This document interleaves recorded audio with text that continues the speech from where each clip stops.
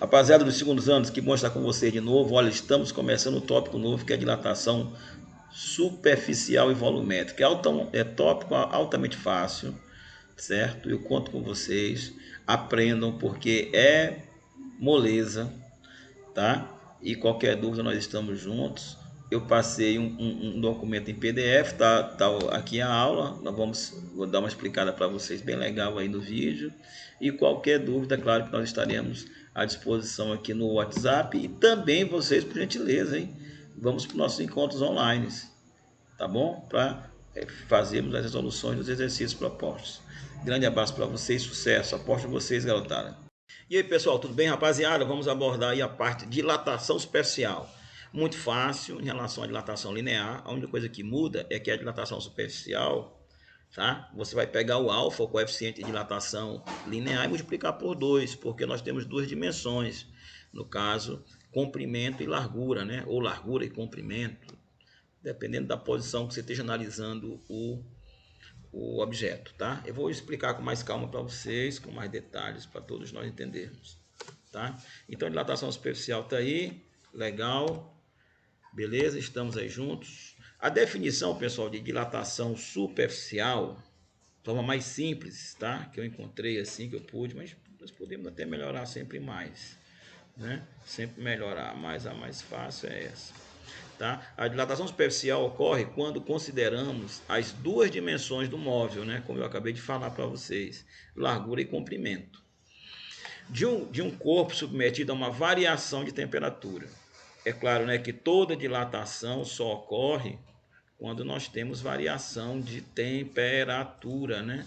Você tem que ter a variação de temperatura para que esse corpo altere as suas dimensões, que é o chamado ΔT, né? A diferença entre a temperatura final e a temperatura inicial. Beleza? Ok? Vejamos bem, um recorte que eu fiz de lado do nosso livro seria o seguinte, fazer o seguinte.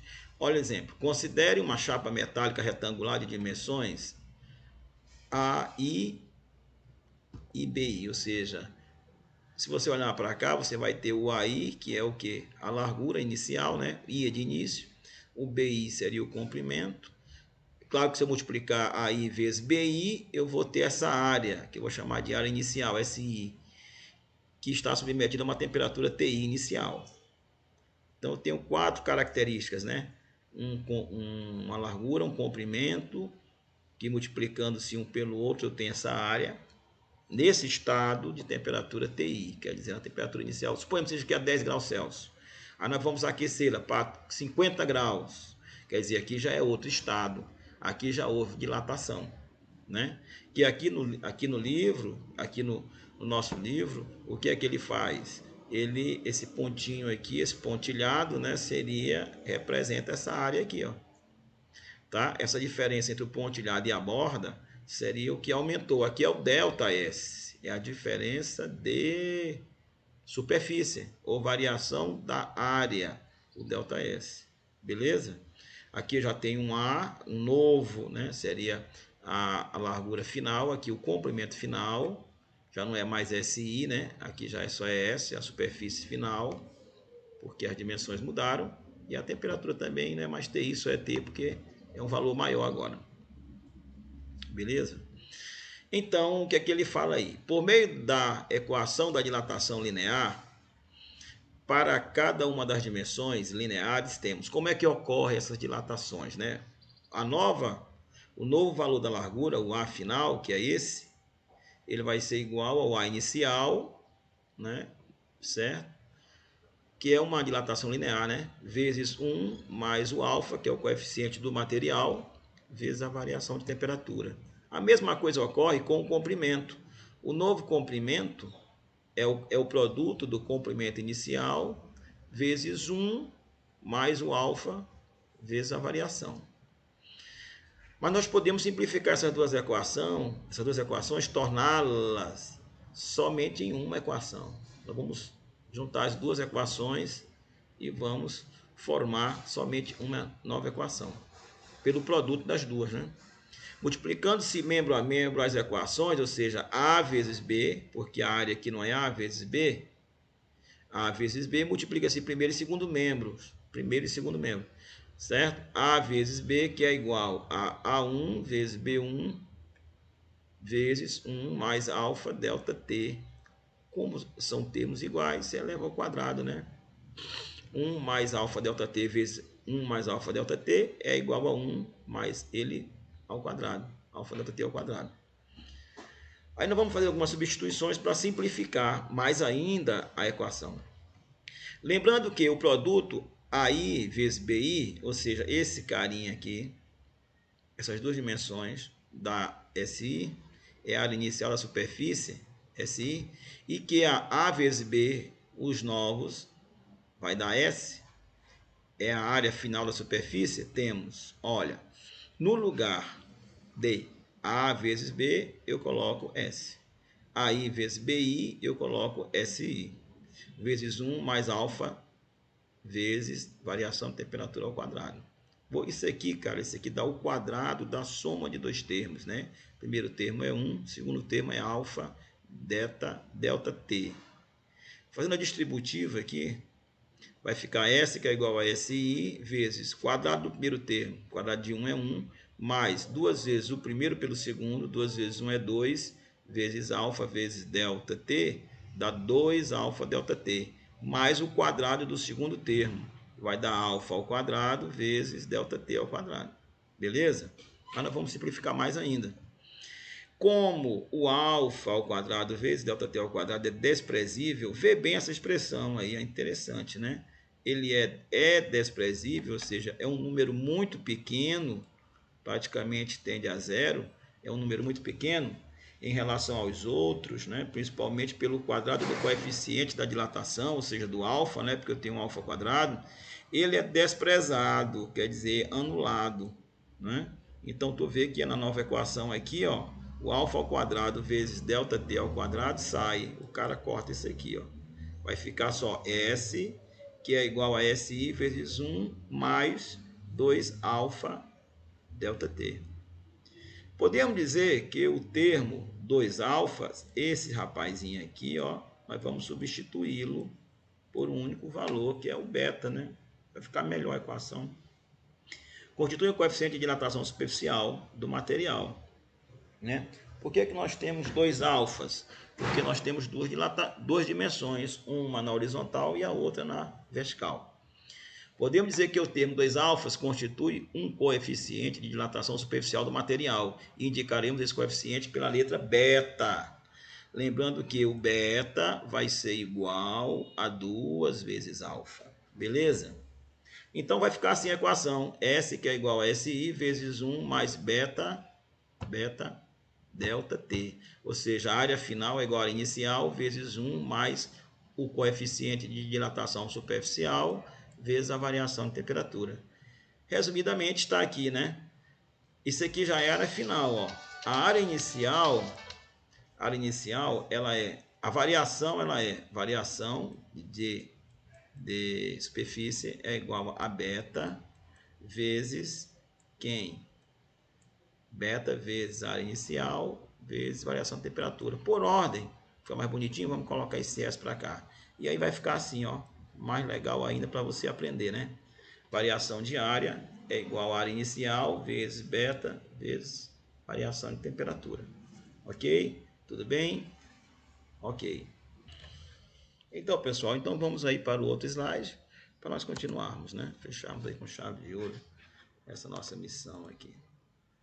Então, é o seguinte, eu coloquei aqui detalhando para vocês, tá? Os itens da fórmula, ou seja, o ΔS, variação de espaço, SI, área inicial, o beta, né, o coeficiente de dilatação superficial do material, não se esqueça que o beta deve ser multiplicado, ele é igual a 2 vezes o valor de alfa, não esqueça disso. E o ΔT, como todo mundo conhece, variação de temperatura, que é a temperatura final menos a inicial. Todo mundo sabe disso, né? Então, vamos só lá do livro nosso aqui, né, que nós utilizamos o nosso livrinho aqui do ensino médio, tá? Eu fiz um recorte desse livro para explicar um pouquinho aqui, o que já está inclusive resolvido, mas só para tirar alguma dúvida, porque sempre há, tá? Considera uma chapa plana, extremamente fina, formada por uma liga metálica cujo coeficiente de dilatação linear é igual. Olha, você vê que ele deu o coeficiente de dilatação linear. Tá bem aqui, ó.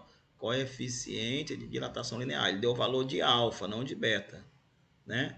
5 vezes 10 a menos 5 vezes graus Celsius recíprocos. Se a temperatura inicial da chapa é 25 graus Celsius, temperatura inicial, TI, 25 graus Celsius, para qual temperatura, ele quer saber a temperatura final, para qual temperatura, né, o valor da temperatura final, para qual temperatura devemos elevar essa placa para que a sua área sofra um aumento de 25%. A área aumente 5%.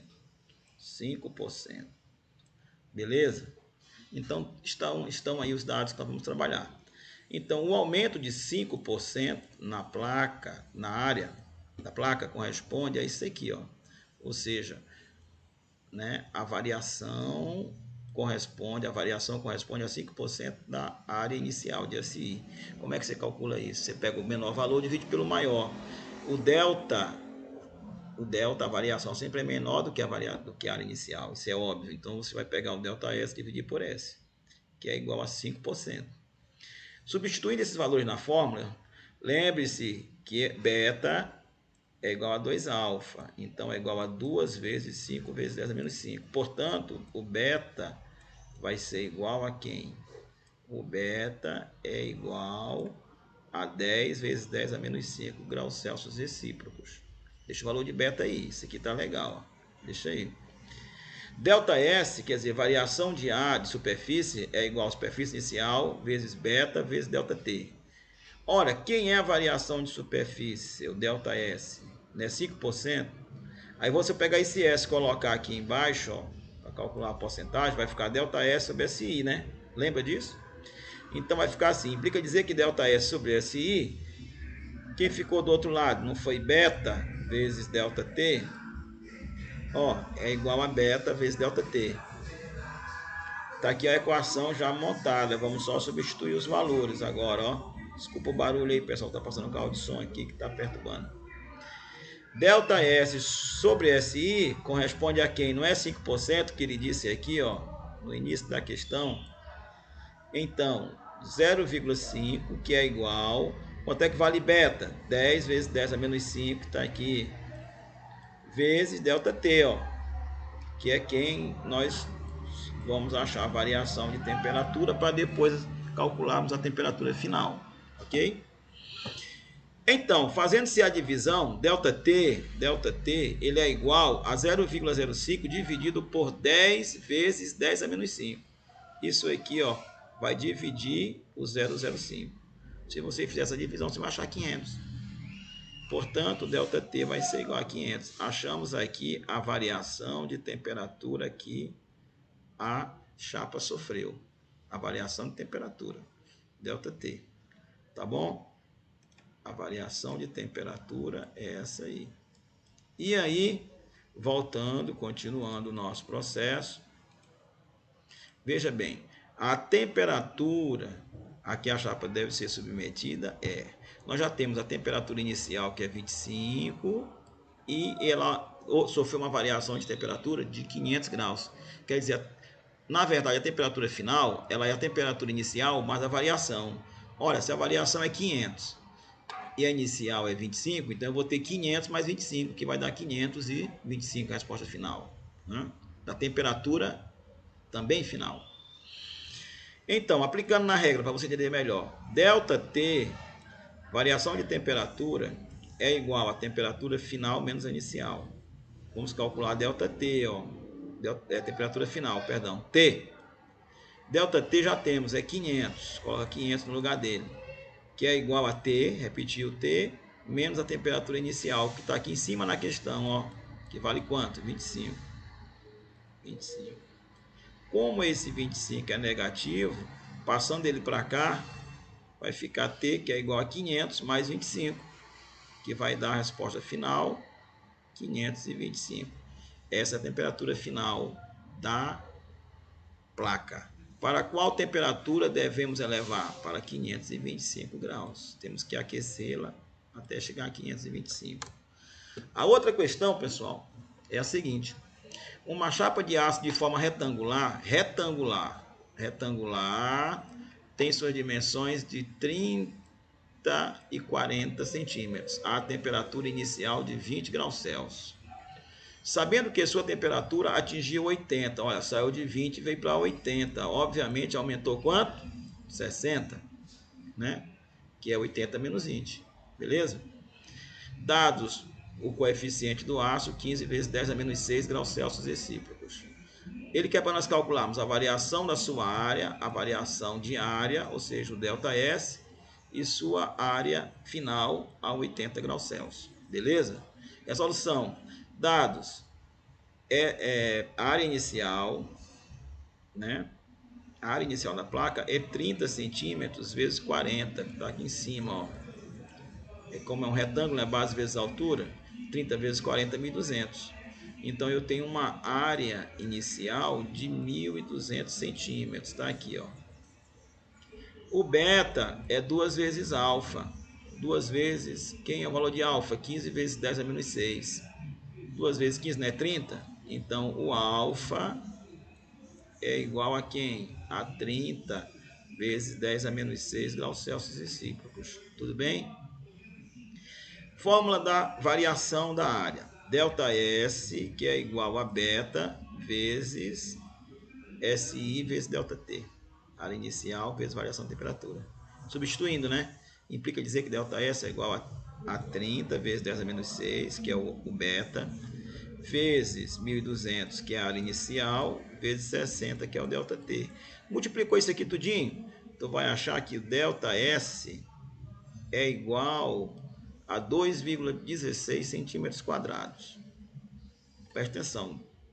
Então, vamos lá. Queremos saber quem? A sua área a 80 graus Celsius. A área final, o S. A área final, que é inicial, é 30 por 40, que é 1.200.